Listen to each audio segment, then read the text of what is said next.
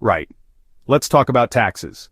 That magical time of year when you frantically search for receipts from a business lunch that was really just you crying over a burrito, hoping it counts as a deduction.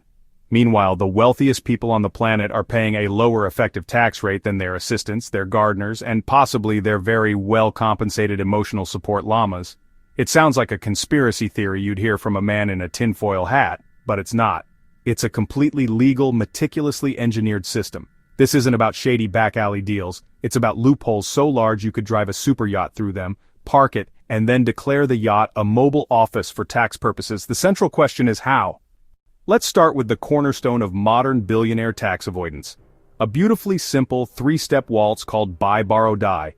It's the favorite financial planning tool for anyone whose net worth has more commas than their grocery list has items. Step 1 is buy.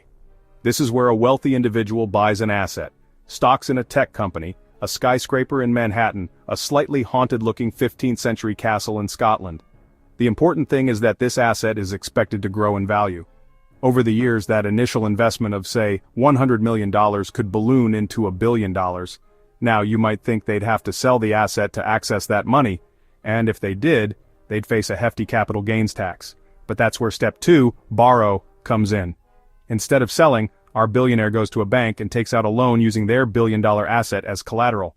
Now let's talk about something that sounds inherently sinister: shell companies. They are often just as shady as they sound. A shell company is a company that exists only on paper. It has no office, no employees, it produces no actual goods or services. Its primary purpose? Own things, move money around, hide the identity of the true owner. Think of it as a financial invisibility cloak. You can wrap your assets, stocks, a mansion, a private jet, inside a shell company, then wrap that shell company inside another and another. If shell companies are the vehicle, then offshore tax havens are the destination. These are countries or territories with extremely low or non-existent taxes: Cayman Islands, Bermuda, Switzerland, the British Virgin Islands. These aren't just sunny destinations for a beach holiday, they are the preferred vacation spots for trillions of dollars that wants to get away from it all, especially from pesky tax collectors. A single, modest office building in the Cayman Islands can be the legal home to over 18,000 corporations. For example, a tech giant can attribute the ownership of its valuable intellectual property, its patents and trademarks, to a subsidiary based in Ireland. Then, other branches around the world have to pay massive royalty fees to the Irish subsidiary to use that IP. Huge profits are recorded in low-tax Ireland while minimal profits are reported in the United States.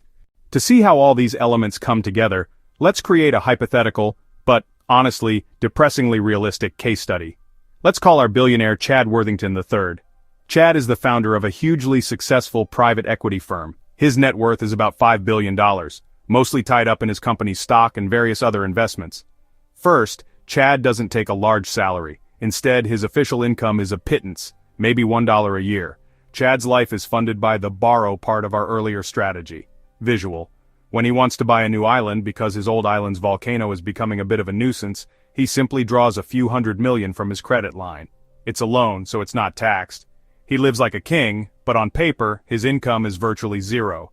In fact, he might even declare a loss for the year because the interest he pays on his loans can often be deducted. Next, let's look at his assets. His mansion is owned by a Delaware LLC, his art by a South Dakota trust, his yacht by a Cayman company flagged in the Marshall Islands. Now for a specific loophole so audacious, so brazenly self-serving, I'm talking about the carried interest loophole. This is the golden goose for managers of private equity, venture capital, hedge funds.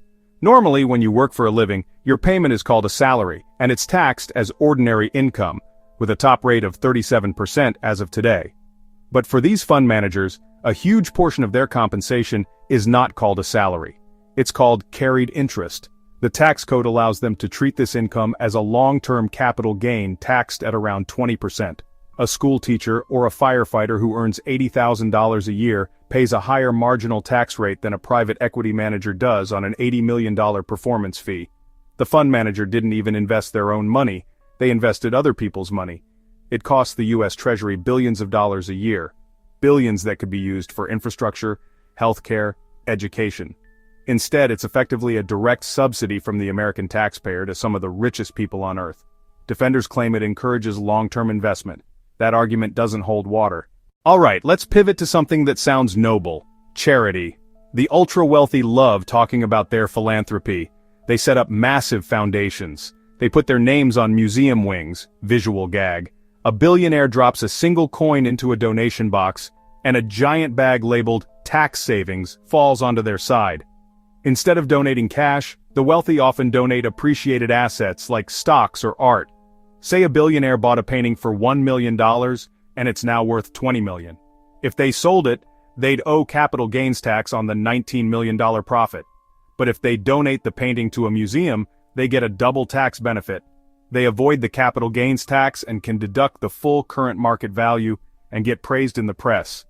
Donor-advised funds let billionaires get an immediate deduction while the money sits invested and can be granted later, sometimes much later. A private family foundation need only pay out 5% per year while the rest grows tax-free, keeping control of wealth in perpetuity. That 5% can be used for questionable expenses, family salaries, or administrative costs, and still look philanthropic. Because they wrote the rules. At this point, you might be asking yourself a very reasonable question: why on earth is any of this legal? How can a system that allows billionaires to pay less tax than their secretaries possibly be considered fair or functional? It's legal because the laws were written, influenced, and defended by the very people who benefit from them. This isn't an accident, it's a feature. Every line of the tax code has been fought over by lobbyists. Former staffers go to work for the industries they once regulated. It's a revolving door. Politicians depend on campaign contributions and PACs to get re-elected. Regulatory capture ensures the rules favor those with money. Ordinary citizens can't compete with armies of tax lawyers and deep-pocketed PACs. The rules are written to favor those who have money, until we change them. So there you have it. A whirlwind tour through the funhouse of tax avoidance for the rich. From the elegant simplicity of buy, borrow, die, to the labyrinthine complexity of offshore shell companies, to the sheer audacity of the carried interest loophole.